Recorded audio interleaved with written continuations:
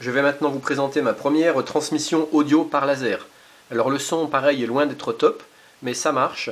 Donc je trouve sympa de vous présenter le concept parce que c'est fascinant. Je vous partage ça en espérant que ça vous intéressera et puis que j'arriverai à améliorer la qualité sonore. Je vous montre.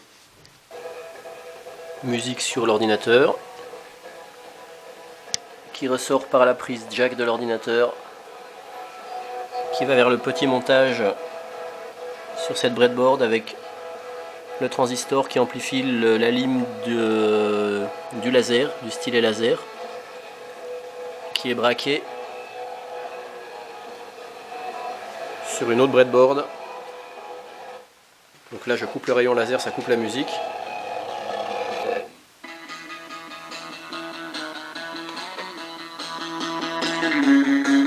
Et si je passe la main devant le rayon laser, ça coupe la musique.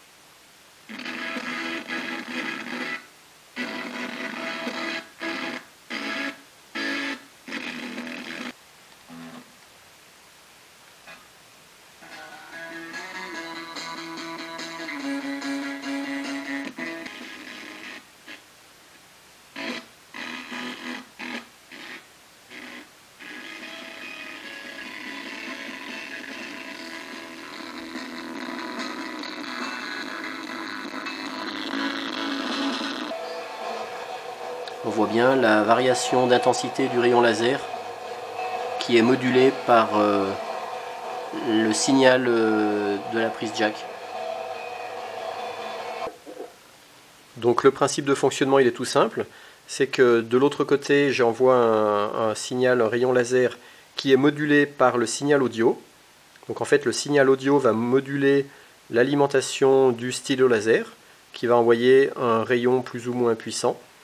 Et puis ici ça démodule, et donc la photorésistance, quand elle sera frappée par le rayon laser qui est plus ou moins fort, eh bien elle va laisser passer plus ou moins le courant vers le transistor.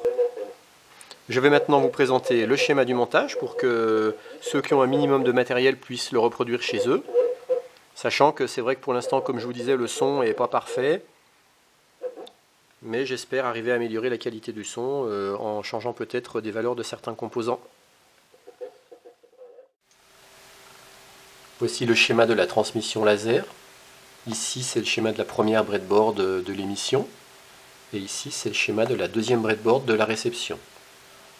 Je suis alimenté en 5 volts avec ma prise USB de mon PC. Et ici j'ai la prise jack du casque de mon PC.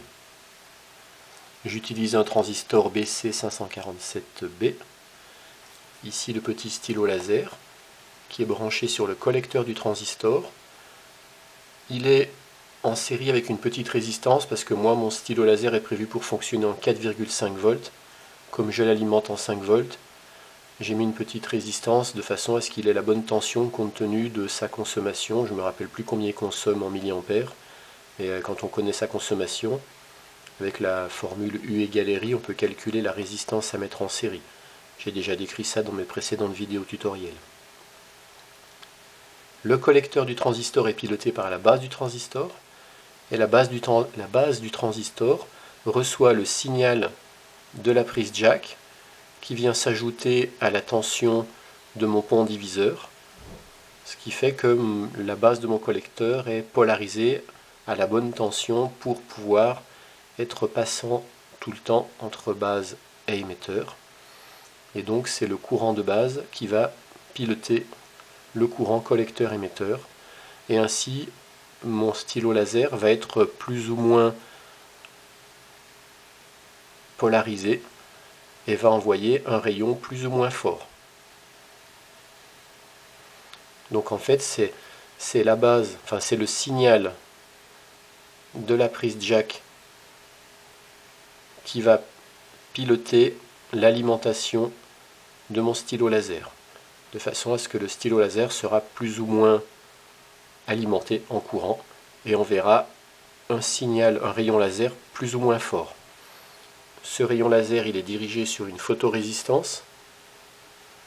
La photorésistance, elle est dans un petit circuit alimenté en 9 volts.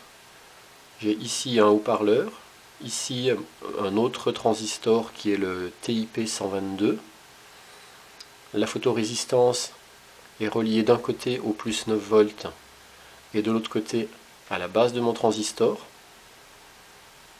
Et en fonction de la lumière qu'elle reçoit, elle va être plus ou moins passante.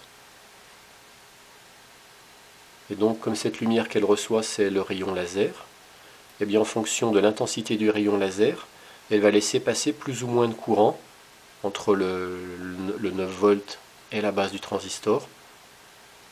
Donc ça va faire un courant qui va être variable en fonction de l'intensité du rayon laser.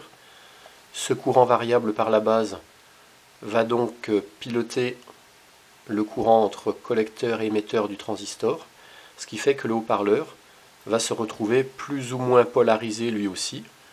Il va être plus ou moins alimenté en courant et en tension. Et donc c'est comme ça qu'il va retransmettre en ondes sonores ces variations de courant qu'il reçoit. Donc pour l'instant, la qualité, comme je disais, du son n'est pas très bonne, parce qu'il faut sans doute rajouter des composants. Mais pour l'instant, j'en suis là, et c'est ça que je voulais vous faire partager.